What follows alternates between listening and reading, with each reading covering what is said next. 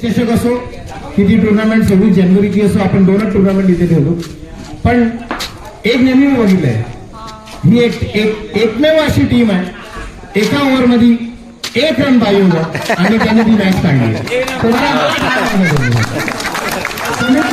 Commitment याला म्हणतात.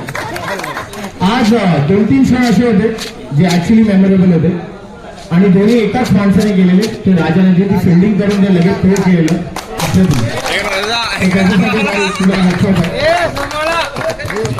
Thank you मस्त राजा मस्त.